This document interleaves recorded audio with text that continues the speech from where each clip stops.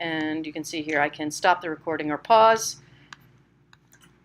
and I'm going to start working again with blend mode. So I've already started my file in Photoshop, and talking about basic blend modes here, I'm going to use this wrinkled paper bag, which is rather monochromatic.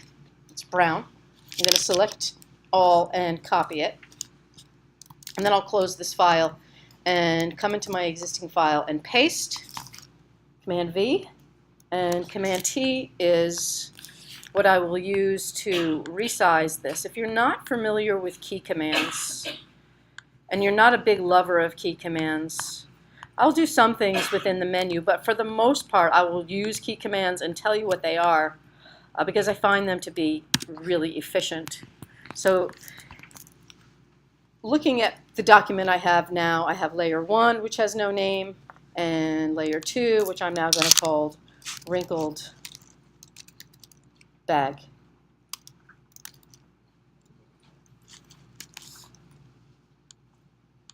All right, wrinkled bag. So wrinkled bag is on top of this beautiful woman's face, and when I start blending, darken will create a lot of dark marks, and multiply is going to mix them together much more like a projection, as opposed to lighten, which is going to create almost a solarized effect, versus screen. So those are two modes or two areas I use a lot when I'm blending. But for this I would probably not use any of those. I would use overlay to give this image a texture, or soft light. And it looks like the preference here is overlay. Can you guys see a difference? Is the screen looking like you can see a difference between these two? Okay, so what this tends to do with just this basic blending mode on top is to give some surface texture to the background and create a kind of a blended effect on top of the skin, which is not necessarily very glamorous looking, but does kind of add something to the background. It could very easily add a layer mask to this and minimize the amount of wrinklage in our character's face. But I just wanted to present that first as something really straightforward, and I'm going to hide that underneath my character's face here and go ahead and open up another example for blending, something that is not necessarily going to be as easy to work with, and that's going to be this, and that's this color pattern. Okay? So now I have something that's a lot more dramatic and clearly a lot more colorful, not monochromatic anymore. And I want to create the illusion of some kind of a painted face, a realistic-ish experience of these colors being rendered into the skin tone of the person. So again, I'm going to select all and copy and jump back to this image where I will again paste, edit paste, or Command V, and drop it up above. You notice how it went underneath because the layer, which was the paper layer, was the one selected. And again, I'm going to set this on overlay. Okay, so I get a really harsh mix, and it doesn't have to be this harsh. By using the blend if method and a little bit of masking, I can create a much better effect here than what I'm getting. This generic effect is really not suiting me. So to find the blend if commands, first I'm going to change the name of my layer here, and I'll call it pattern. I'm going to notice and point out that overlay is already selected or chosen for this layer. When I double click on the right side of this layer, it opens up the layer style control, which already has the blend mode of overlay applied. Yes? Okay.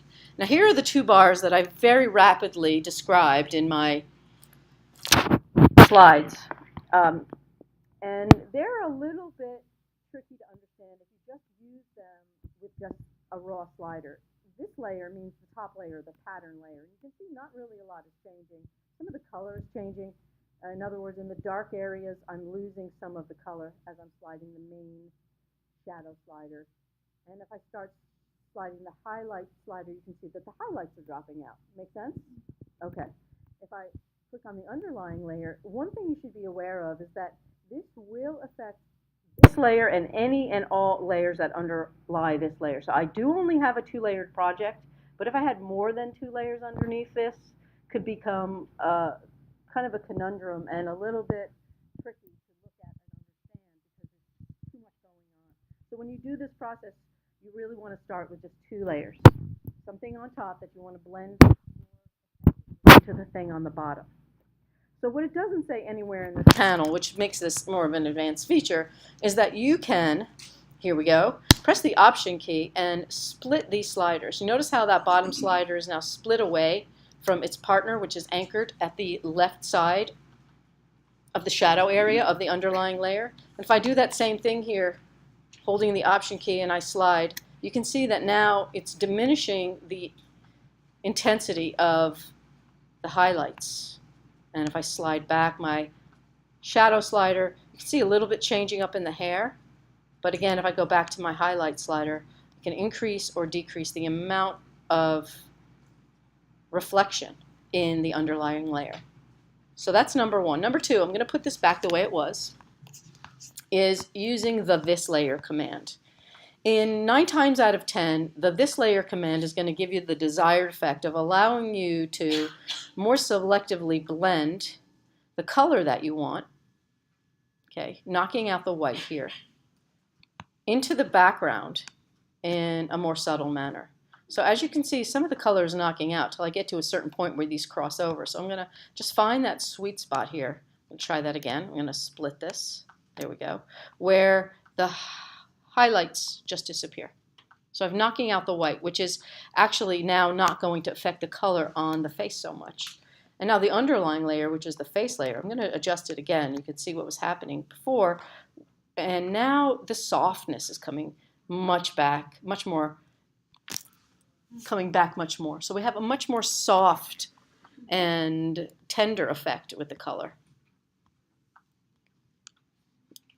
That being said, there are still likely areas in this document or on this image where I don't want these to mix into the image. If I only want the hair, let's say, to, I only want the face and not the hair to have any of this color in it, what can I do? Well, one thing I can do is, again, I'm selecting this layer and I'm going to use Command T to resize it, to compress the color more into the area where the face is. So I'm going to zoom out a little more so I can get the handle. And I want the color to really only be in the skin tones. And when I was looking for this image, I looked for a pattern with the name of colorful zebra stripes. And I did this also in the CC search that I showed you a little while ago. I can see there's a black edge showing up here, so I'm going to trim that out from my color layer, and that is now gone. And now I'm going to set about making a mask. So I'm going to take a little bit of a segue now from looking at this content as it is to just doing your regular mask. For those of you who don't use a lot of layer masks, I am going to use the hack and slash method, which is first things first, I'm going to click to add the layer mask. And you can see that it's using the reveal all method, which is the white mask. Does this make sense to everyone who's used masks? And I'm going to switch now to a black brush. So over here in my color control or chip control, I've chosen a black brush and brush tool, which I'm going to make sure has hardness of 0. I don't know why this says hardness, why I can't just say softness and hardness, but hardness 0 would equal softness 100. True? Right? Okay. And now I'm painting. Where I want to make sure that I'm painting is on the mask. You can see up here it does say mask as opposed to if I'm on the color side, it's going to say RGB. All right. And the hack and slash method is basically where I take a brush, and here I've expanded the size of the brush using the right bracket key, and I must be in masking mode here, so let me turn that off, and I was in quick mask mode. And let me make sure that I'm actually on the right channel, because you can see red paint was showing up here, but now it's behaving, so life is good. So this is the hack and slash method. The hack and slash method is when I just start painting, and I'm seeing what's happening here. It's not a bad idea for us to take a quick look here at the channels palette and notice that that is the layer that is on channel panel mask. Okay, so now I have a masked version of this image, and it's really using more of a gray color. I'm going to undo that several times here. Back out, make sure I've selected the mask and that I'm painting on the RGB layer and not seeing the pattern mask. All right, so now what we should see happening, and something is happening here, is I'm on the mask and my layer is on overlay, but my mask is also being affected by the fact that that's on overlay. So be very aware of what is selected when you're masking. So there's the hack and slash method again. All right, simple masking technique for that. Any questions so far? Anyone have any questions on what's going on? Everyone's good? All right, so that part you knew, right? Everyone knew how to do that? Click on the white, the mask, the bottom one, and not the top RGB one. Right, we're actually making a mask, and a mask creates a window, like a stencil. Are you familiar with a stencil, which would be like a piece of paper with a number or something cut out, and then you put it down on something in spray paint? So this is creating a mask, or the illusion of content being cut out from the image, but it's a non-destructive edit, meaning if I want to bring this back, press the X key on my keyboard. Here, if I have these defaulted to black and white, notice how the two chips are changing. I'm pressing the X key, and if I paint with white, it's going to bring back or unmask this area, and if I press X again, it's going to mask this area. So it's filling the mask area, or the mask itself, with black to hide that content. And again, I'm on overlay, and if I double click, I have applied the if blending commands. Okay, so you can also notice that you can get even more fine-tuned with this if you're looking for just to blend into red, or blend with green, or blend with blue. But for this example, I'm just going to use the main grayscale content of the mask. And here I'm just softening it up a little bit more. All right. With that done, I can also use the same mask that I'm painting on to not have any stripes in the eyes, and maybe also not on the mouth.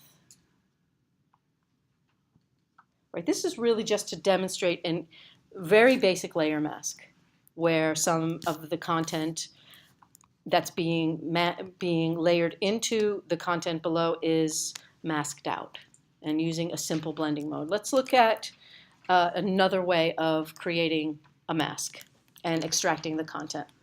But I'm going to do that now with the same file, and I'm going to talk more about, instead of basic masks, more complex masks, or in other words, using this concept of calculations. Now, if you take a look on screen, one of the things I tend to encourage people to do is to duplicate a layer that they're working on, just in case you want to hide a layer to keep it intact. If you decide that you want to make major edits to a layer, it's a good way of having something already in the file that you can come back to. It's a little backup non-destructive editing method, and I'm going to make sure that that second layer of my character's face is hidden behind other content, and that that layer is selected. Okay. The idea here is I want to be able to isolate the hair or the face. In other words, be able to create masks or alpha channels that I can use as layer masks to create more specific effects. Okay, so how is that done? Well, if you've ever worked with the channels before, the channels represent the red, green, and blue components of the RGB image. And these channels contain grayscale information which depicts how much of each of the assigned color channel actually project through that mask or stencil. These really are like negatives. If you have heard of the subtractive color method versus the additive color method, what's happening in RGB is the colors are overlapping and canceling each other out. So if you notice, the most contrasty in the face is the red. And the green and the blue are very similar. You might argue as to which one has the most contrast compared to the red. I would say it is actually the green. But in most cases, it won't be green. I'm going to show you what happens with these different mixes when we start blending them. So what you're looking at to start with is to create a mask that allows you to separate out parts of an image. You're going to use the calculations command, and before you start calculating, you want to look at and compare the contrast values of your RGB green, your RGB, or your red, green, and blue layers. All right, so now I'm going to head back over here to the RGB channel itself. And coming into the menu where I want to create this mask or new alpha channel, I'm choosing the choice of calculations. And here it is. Now, when you first open this menu, the dialog box for calculations opens up and it shows you the default settings, which are the first channel, which is red, being mixed into the second channel, which is also red, and it is using the blending mode of multiply. Now this for sure is a way to create a very rich black and white image, similar to when you use the black and white adjustments tool. But the main difference here between this method and the tool for black and white is you get more control. And once you understand what's happening here, we have the multiply mode multiplying two reds together, but if I have the multiply mode lightening each other, I'm going to start getting a very infrared or red filter effect, similar to the normal red layer. Instead of using this to start knocking out my contents, I'm going to switch the bottom source, or source 2, which is the same content, to green, and it doesn't look like I've done anything yet, but I'm about to change a couple of key settings. This is a formula that you can use or start with. And again, I'll be happy to share this presentation with anybody, and you can find the video on YouTube. But I'm going to go ahead and click on the invert, and all of a sudden something really interesting starts to happen. This is very much like a solarized print. If anyone worked in the darkroom with black and white, okay, so this is what would happen if you did a really quick flash to your developing sheet of paper. You can, if you're really good at it, use methods of experimentation to create a timed effect, but this is also not really what I want to have happen. The blending mode that I'm going to use is overlay, and as I begin to change the settings for my green channel, I'm going to switch it to blue here. You can see I'm getting a similar but not the same effect. I can also control some of the other factors.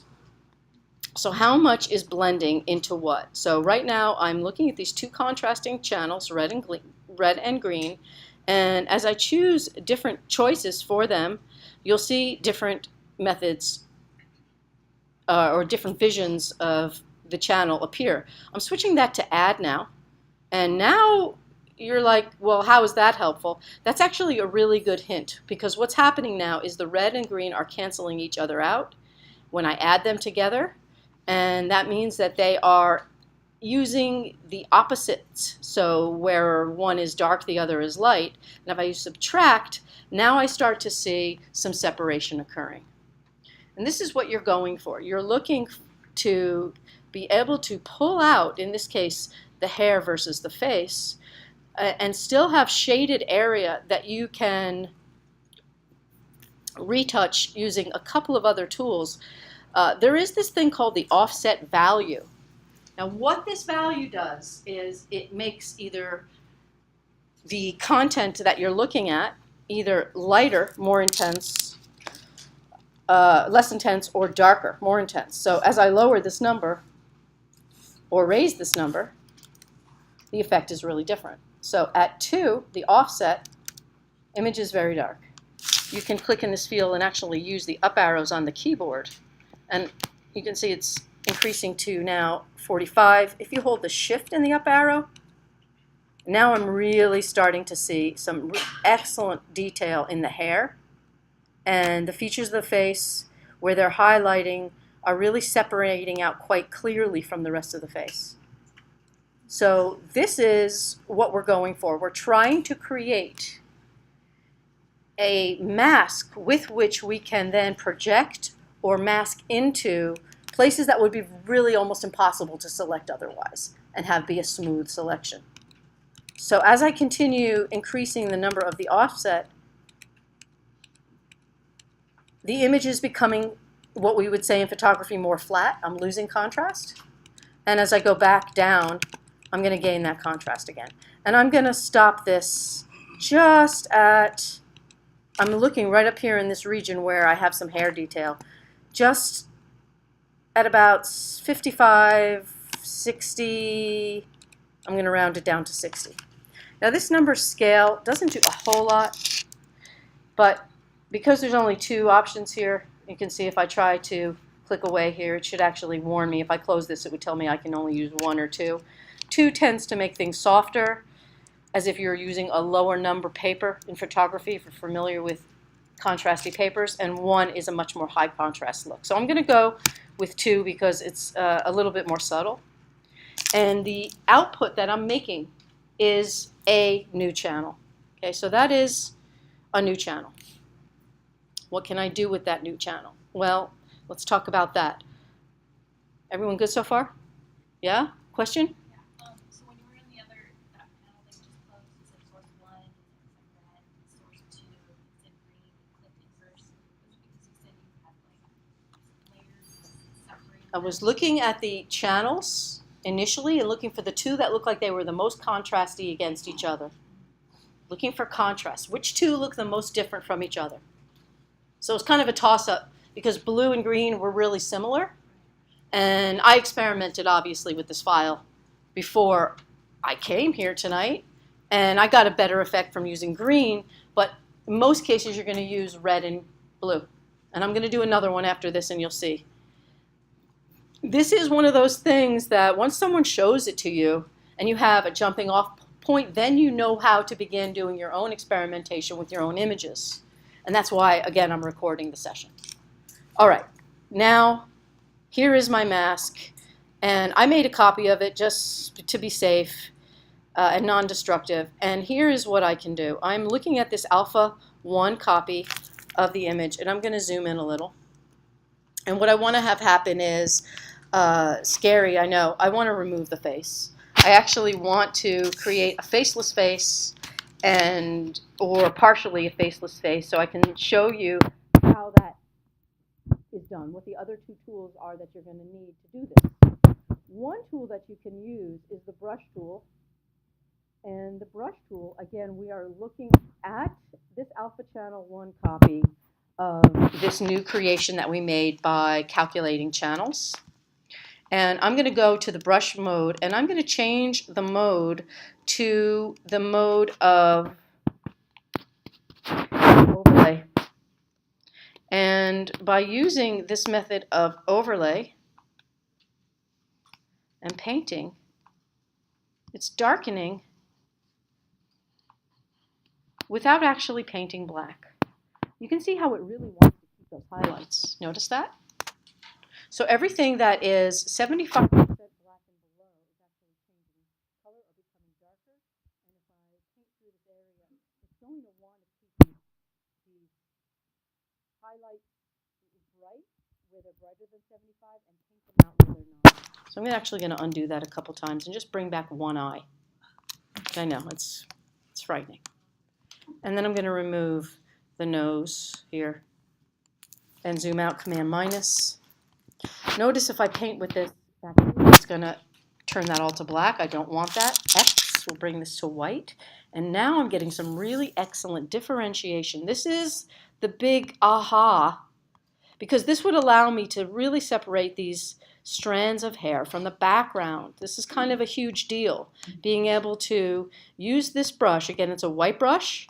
I'm using it on the overlay method or mode, and it's simply painting on this alpha channel, and it's finding that 75% or below, and it's allowing me to make a very clean or separated strand-like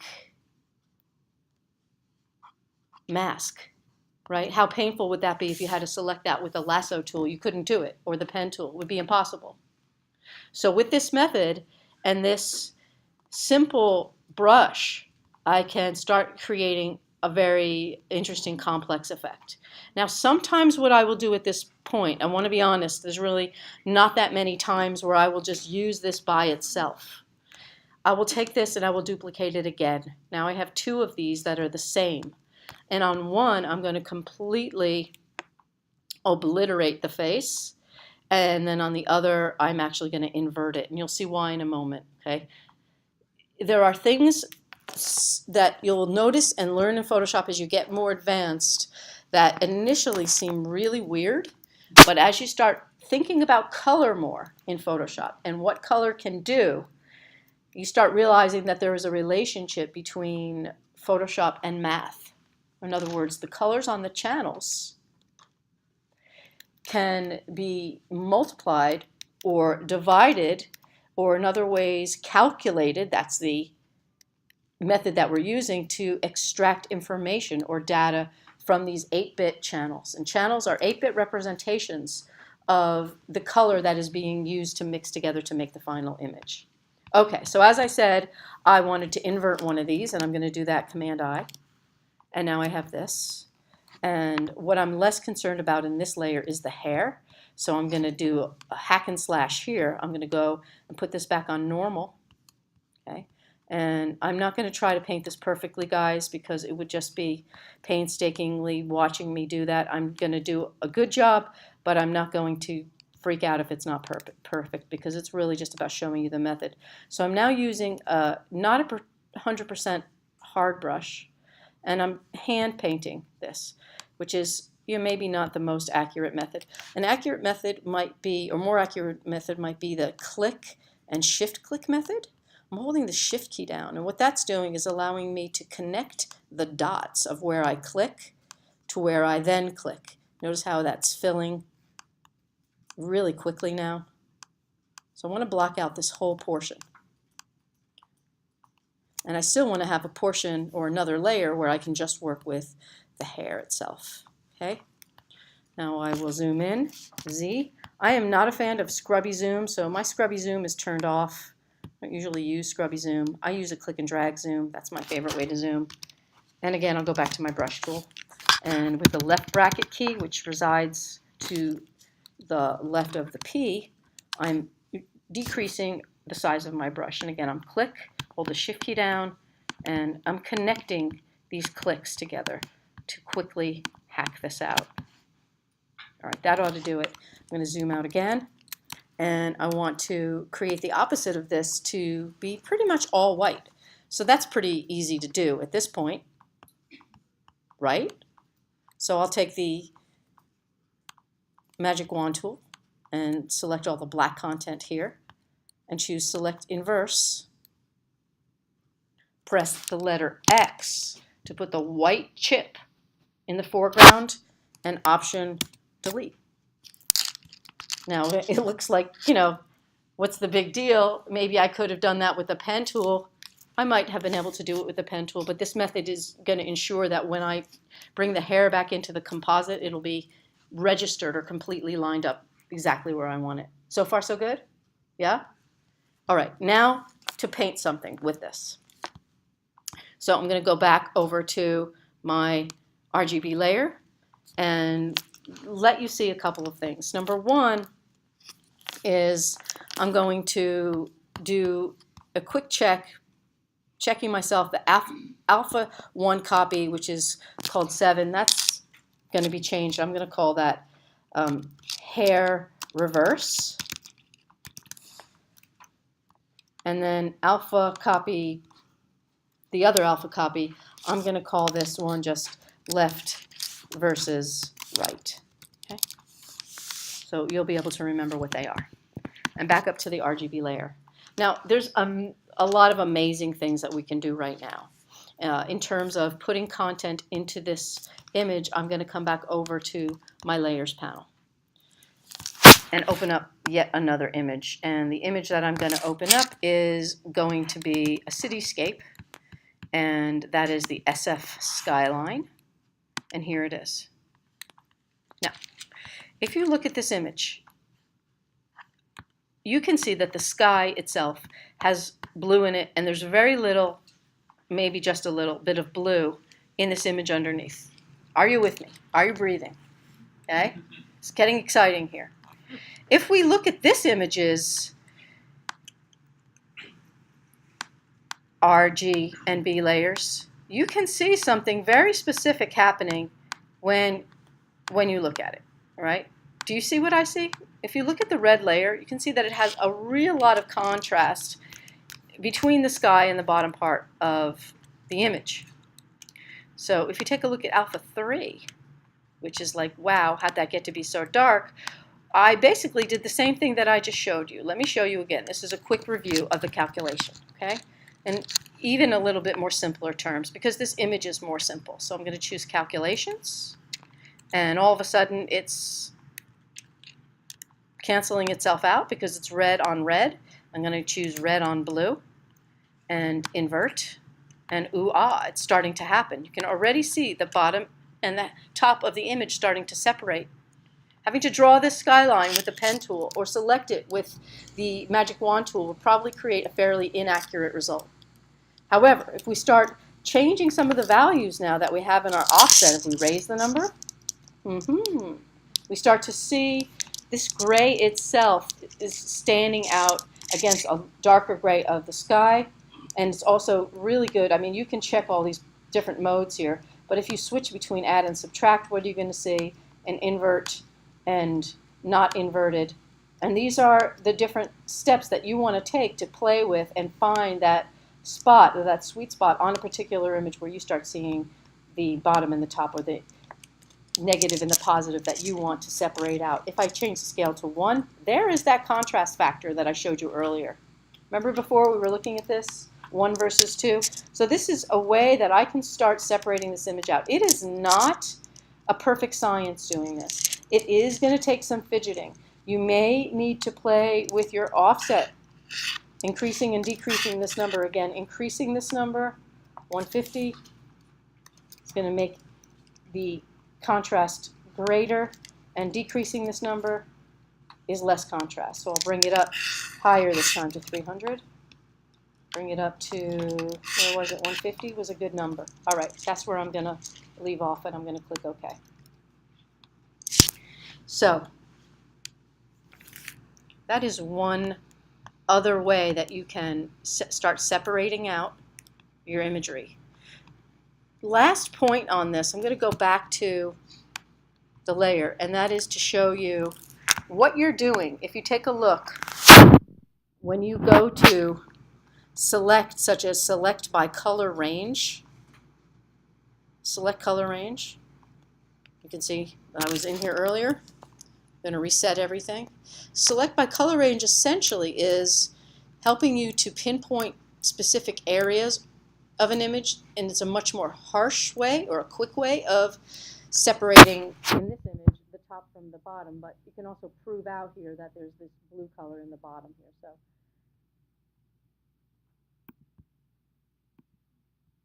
using this highlight slider here, I'm choosing to pick the sky, and then with the add a color, I'm slowly adding to the selection. And now again, I have just the margin in, and I can do select, save selection, and I'll call this buildings. All right. I'm going to inverse the selection and copy it, Command-C. And back to the face image here. Okay. Now I'm going to load, I'm going to take this stuff because it's a little confusing, and in fact I'm going to take it out of the document for now, just so this is a little more simple for you to look at. And I'm going to go to loading my existing channels that I made. I'm going to choose load selection, and here is my hair reverse, and I'll click OK. Now you can see the marching ants doing their job all around the image. It may be something you want to try to make it easier for yourself to understand what's happening here, but I just added a new layer, and I could ostensibly fill this with a color and then undo it to see what's going to happen. So everywhere it's black is where it's going to now get filled. I'm going to undo that. With this new layer selected and the alpha channel applied to it, I'm going to do Edit, Paste Special, Paste Into. And what that will do is it will create a layer mask using the calculated channel and put it right into place in register on top of the colored image. And it's there, okay? And I'm moving it. You can see it back here. You see it in here. You can see it where it is and not where it isn't. All right, so it's really large. Command T. I'm going to scale it down, zooming way out. Move it over. Zoom back in.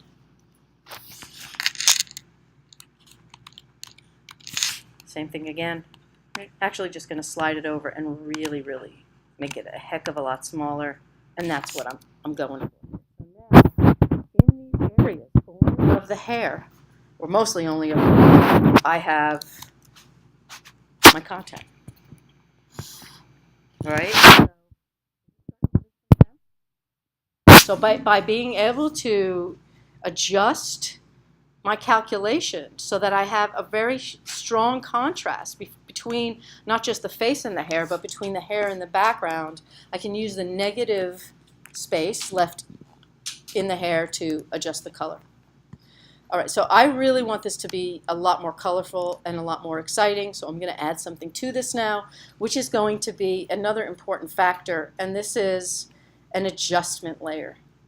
If you don't already use adjustment layers and you just use adjustments, adjustments are great, but the beauty of adjustment layers lies in their ability to be endlessly tweaked without actually truly changing the data.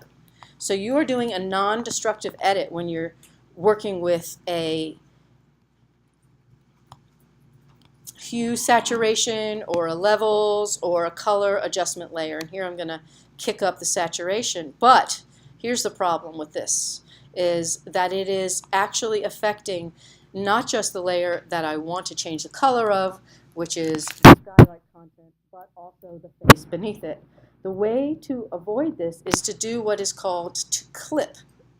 This little button right here, it is so minuscule and tiny, you can hardly see it. This will actually allow the color effect to only be applied to the layer underneath it and not to the layers underneath that layer. So when I click this, now it's only affecting the sky. Does this make sense to everyone? Am I going too fast? No one's moving their head yes or no. No one wants to admit anything. Any questions so far? Is this making sense? Move your body. Yes? Okay. I'll be happy to go over it again. We're doing great on time. All right, so I would never in a million years be able to select this out with the pen tool.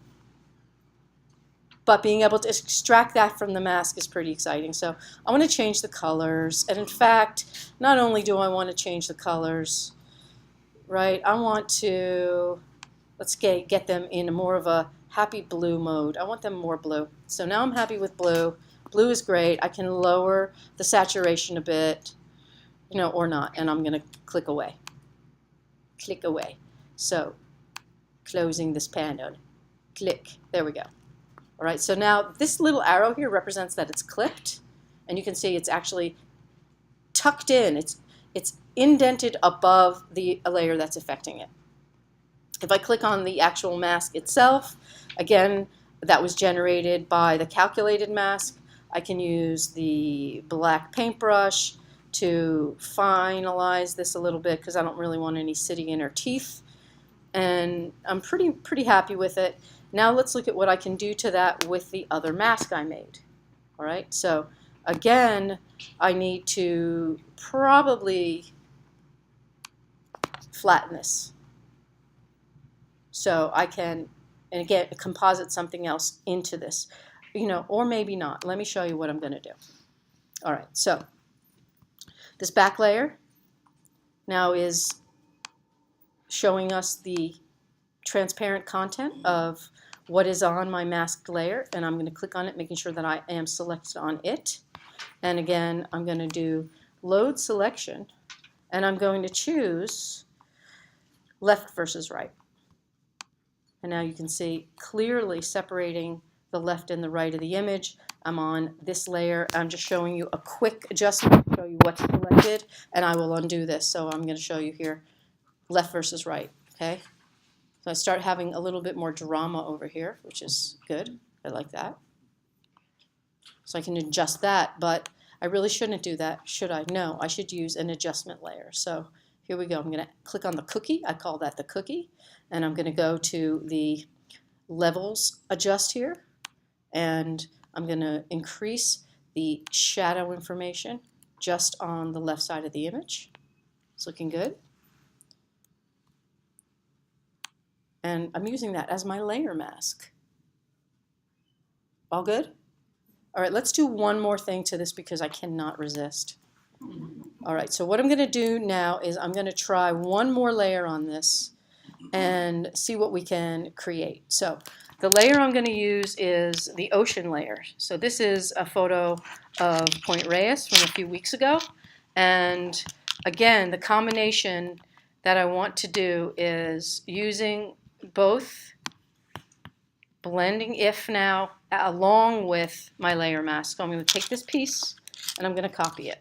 And I'm going to close this because I don't need it open anymore. And selecting the layer I want this to be above, which is the bottom layer, I will paste. V is for the move tool, and pretty close to what I want. I would like it a little taller. In general, I really do not recommend you stretching images larger than they initially are, but for this demo I think we'll be okay, so I'm going to hit the return key. So I did stretch it a little bit just to pique your interest. What would happen if I hid this layer, the skyline layer, and I selected the mask and I moved it down? All right, so now you can see how that same exact mask, which is not locked to the skyline layer, is now being employed instead for the ocean layer. I don't really want that, but you can move your masks. Instead of doing that, I'm going to do the following. With this layer selected, again, I'm going to load selection, and I'm going to use the hair reverse, but I'm going to use it on invert. So I am flipping this mask over. So the opposite thing is what is going to be selected. Not those strands of hair, not the background, not all those areas, but everything else but those areas. And here what I'm going to do is I'm going to create that into a layer mask. Again, to do that, I click on the layer mask button. That was it. I just clicked on it. I know you're excited. Okay? So with the layer mask button, now I'm getting some pretty insane blending. It's a little over the top, and I want to turn my skyscrapers back on, and you can see this is a big nasty mess. And it's mostly a big nasty mess because I need to do something. I need to select the blend mode, right? I didn't put the blend mode on, and I'm going to use my friend overlay again. Okay, soft light or multiply. Again, lighten, okay? So where I want this to mostly occur, I'm going to go back to multiply for a moment here, is in the face, in the skin, without it looking like she has a disease. So I don't want her to, look like so freaked out, but yet this is just not really cutting it for me. It's just not giving me enough contrast. So here is where I'm going to start using my blend if controls. Ready? All right, here we go. So I'm going to double click. Let's see what we come up with. And remember, this is the underlying layer. This is a key portion of this right now because this is the bottommost layer. Perhaps you remember what I said earlier regarding that this was a little bit misleading because this is not just the underlying layer, but all layers underlying. And in this case, remember, this is the bottommost layer. So we're not going to get any other interaction, but you could if this wasn't the bottom layer. So again, if I just slide the sliders, okay, I'm losing it. If I press the Option key and I start splitting the slider, Okay, that is actually going to start creating a holding zone. And I'll split the highlight slider.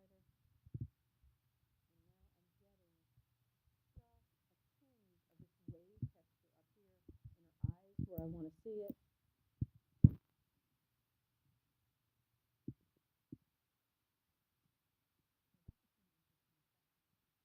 What I want. I want it up here. See this water kind of coming in here and sloshing around the top of her eyes. So I'm going to leave that as such. And again, selecting this existing layer mask, and then I can simply increase the size of my brush and only put that layer where I want it. Okay, so now I have this effect on the eyes that wasn't there before. It's very subtle. And to amp that up a little, I could try a different blending method. I'm probably going to stick with this one, but just to show you some of these other lighting commands, such as hard light, you can really start seeing it better now. Yes? Yes. Okay. This is highly subjective. All right. I'm kind of digging vivid light. Right? So this is something that you would not be able to do if you didn't have these controls. All right. So any questions on anything that we've covered so far? You good? All right, I want to do another one now with a blending method. And I'm going to begin again with the same image. So I'm going to select this layer and hide everything else and just fine-tune this information so that you have an even deeper understanding. So again, I'm going to use the same image. But this time I'm going to use a completely different content for the overlay. And the content I'm going to use for the overlay is actually going to be this map. Okay? This map starts out with this kind of golden colors. I'm going to select all and copy it and close this window and paste. Command T to size it. And the first method I'm going to use here is going to be, again, the overlay method. But when you see this change happen, okay, so here we go. I'm going to select it, and I'm going to set it on overlay. Now, that looks a little scary. Like it's very crackly and kind of harsh and overdone. But I need these two things to really combine well. Well, I might consider, just before I start playing around with the blending mode, if I wanted to make a shift to the colors, and I'm doing this just right now in the regular hue saturation mode. I kind of like these warmer purple colors. So instead of doing it here to be safe, I want to add a adjustment layer. And again, that is a hue adjustment layer.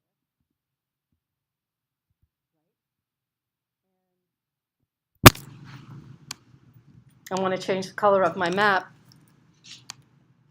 but it's also changing the color of my woman, which is not what I want. So I need to tell you again that it's this little button right there. Now that is really just blending into the map. I know it seems like it's blending into the woman, but the map is blending into the woman. Make sense? So this is not also affecting her. It really should just be only affecting the map because of checking that little checkbox, and the blue, you know, it's a little much. Maybe we want to go in and around these greener tonalities. I'll stick there. All right. Now that that's set, it's kind of still a little edgy and harsh. If I double-click the layer and I go down here to my blended controls and hold the Option key and split these sliders, look how much more subtle that is becoming. This is the ooh-ah part. Ooh, ah. And this is what you would not be able to do if you just used the blend mode square on. Huge difference, I think. I think it's a pretty huge difference. So I'm able to control that shadow area is not getting as much map on it, and a little bit less of the highlight is getting on the map, so it's much more in this mid-tone range.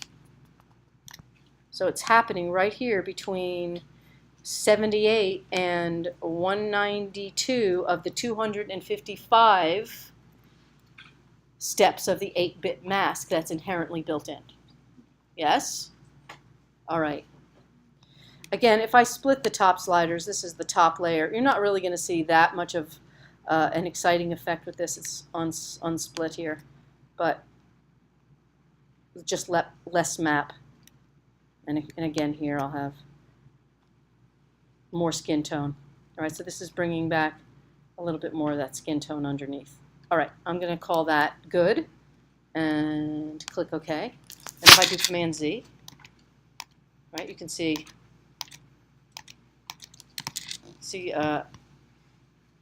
Iceland or Greenland up there. See the difference? Is that projecting differently? Right, so a lot softer. And then again, I can use a layer mask on this because this is a color adjustment mask, and I can mask on it and bring back any of this warm color if I so wanted to. Now that's a little bit more than I really wanted to do, but I can bring my brush opacity down to something very low, like a 30, and warm some of these tonalities up.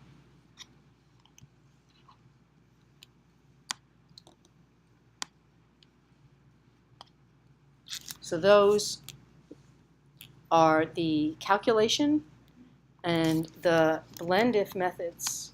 One last thing would probably be wise to do here, just because it's really scary to see a map on someone's eyes. Let's just zoom out a little bit here.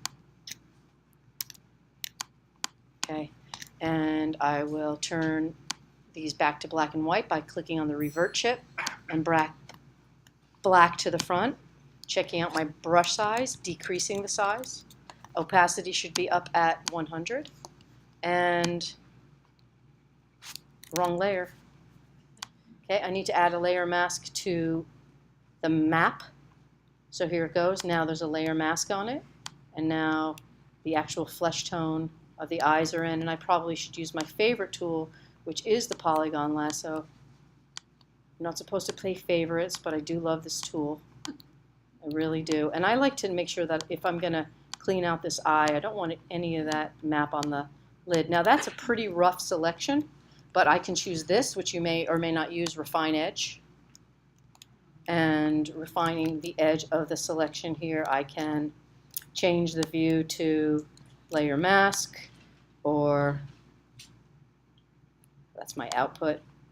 I want to change the view to on black, okay? And with this, I can now smooth the edge of my selection a little bit. That'll be just fine. And maybe feather it a tad. Perfect.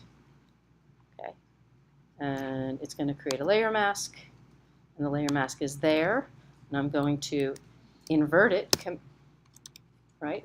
My layer mask is opposite, Command I. So now if we look in this eye, ooh, ah, okay. Really nice clean effect there. So if you don't know that trick, I'm going to show it to you again. I'm going to use the polygon lasso tool, and I'm going to do my very quick selection of the other eye.